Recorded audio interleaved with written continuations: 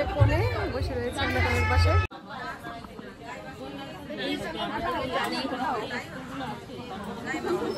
এভাবে একটু থামিয়ে নিই।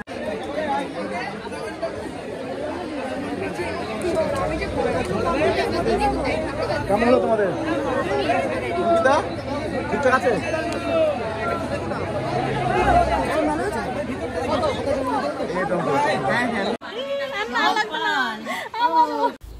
হ্যালো বন্ধুরা, গুড মর্নিং। বৃহস্পতিবারের সকালে সবাইকে জানাই নতুন একটা ভিডিওতে অনেক অনেক ভালোবাসা ও শুভেচ্ছা। সকালবেলা স্নান করে নিয়েছি আর এখন ফুল তুলে নিচ্ছি। বৃহস্পতিবার পুজো দেব, ঘট পাল্টিয়ে নিলাম। তো চলো পুজোটা দিয়ে নিই।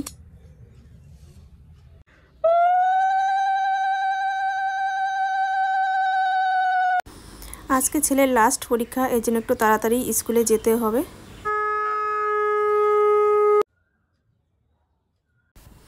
আমার পুজো দেওয়া হয়ে গেছে, তোমাদের একটু দেখিয়ে দিই।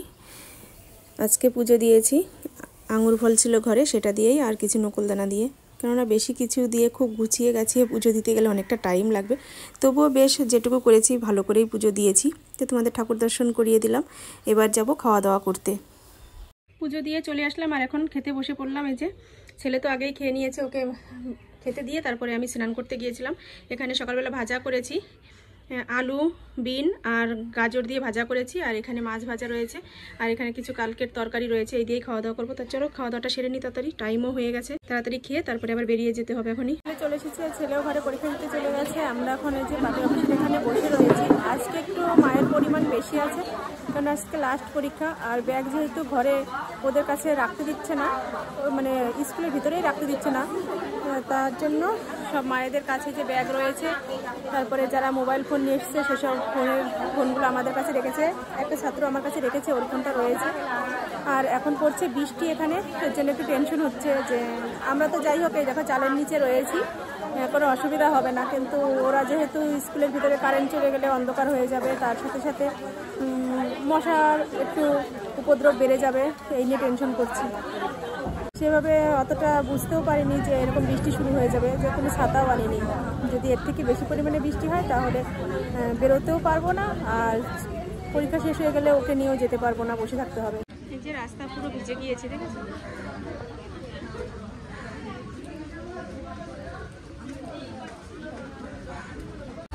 আমরা ওখানে বসেছিলাম, গাড়িটা ঢুকিয়েছে, এর জন্য ওখান থেকে আবার চলে আসলাম সব।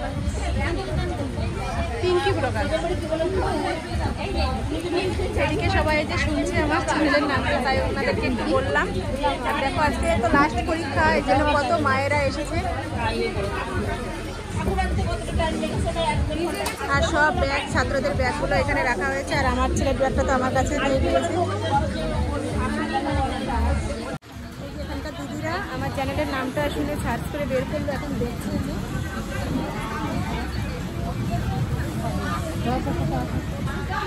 আর প্রচন্ড ঠান্ডা লাগছে, ভিতরে গেছে যেহেতু, মানে বৃষ্টি হচ্ছে।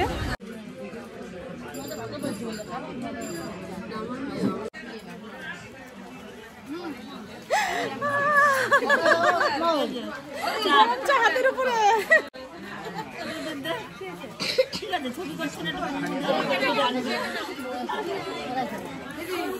এরকম করবো না সবাই।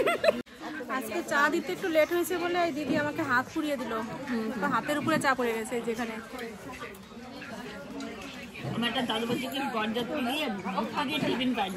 এই জায়গা সত্যি ঠুসা পড়ে যাবে আমার,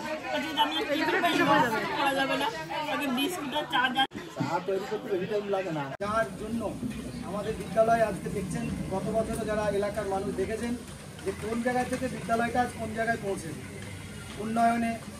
সেই মানুষটি যে সবসময় আমাদের সঙ্গে থাকে, আমাদের এখানকারই মাননীয় সুশান্ত শাহ মহাশয়, তিনি আমাকে পরীক্ষা শুরুর আগেই সুশান্তবাবু দাদা আমাকে বলেছিলেন যে মাস্টারমশাই দেখবেন যে আমাদের ঘরেরই ছেলে মেয়ে পরীক্ষা দিচ্ছে, তারা যেন তাদের কোনো অসুবিধা না হয়, এবং অসুবিধা হলে আপনি আমাকে জানাবেন। আমার বাইরে থেকে আমরা যতটা যেতে হয় ঠিক ততটাই আমরা তাদেরকে পরিষেবা দেওয়ার চেষ্টা করি।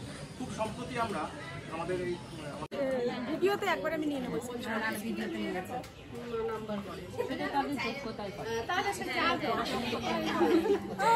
আজকে আমাদের সব মায়েদের সাথে লাস্ট দেখা। তুমি আমাদের ছোট বলা যাবে না,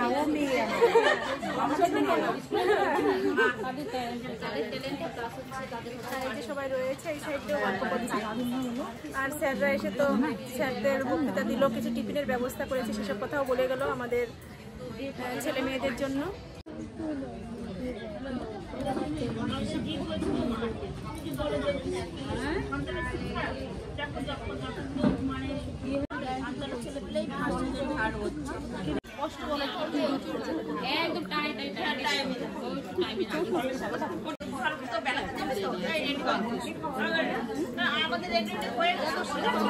ছাত্ররা বেরোবে, আমরা এই যে সবাই মায়েরা দাঁড়িয়ে রয়েছি এখানে, এই যে বৌদি রয়েছে আর এই সাইডে তো যে সব মায়েরা রয়েছে। সামনে এই দেখো স্কুলে জল বেঁধে গেছে, কি অবস্থা তারাও দেখাই তোমাদের।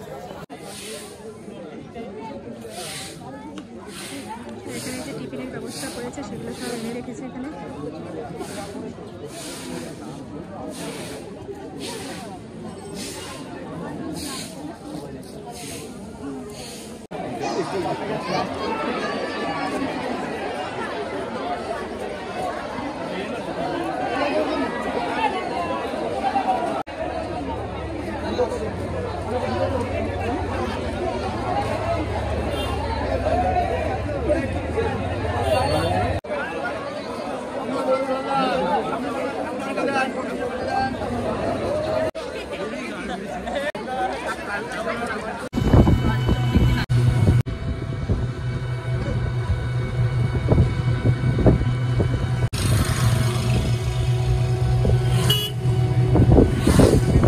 বাড়িতে চলে আসলাম, এসে ড্রেস ছেড়ে নিলাম আর ছেলে এই যে শুয়ে এখন মোবাইলে এগুলো চেক করছে। আর কি টিফিন দিয়েছে সেটা তোমাদের দেখিয়ে দিই একটু।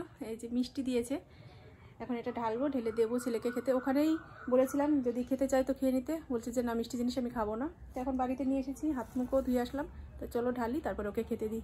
স্কুল থেকে এসে তো খাওয়া দাওয়া করে নিয়েছি, ছেলে এখনও খায়নি, ওর জন্য একটু তরকারি করছি, ডিমের তরকারি রান্না করছি।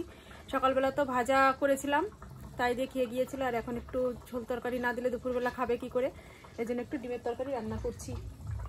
যে এখানে তরকারিটা প্রায় হয়েই গেছে, আলুও সেদ্ধ হয়ে গেছে। আর এখানে যে ডিম ভেজে তুলে নিলাম, 4টে ডিম ভেজেছি। আজকে আমাদের রাত্রে একটা নিমন্ত্রণ রয়েছে বিয়েতে যাওয়ার। আর এই যে কিছু ভাত রয়েছে, এটা হচ্ছে জল দেওয়া ভাত, এই ভাতটা একটু ভাজা করব, কারণ ভাত তো নষ্ট করা যাবে না, এই ভাতগুলো এক্সট্রা ছিল, তো এটা ভাজা করব।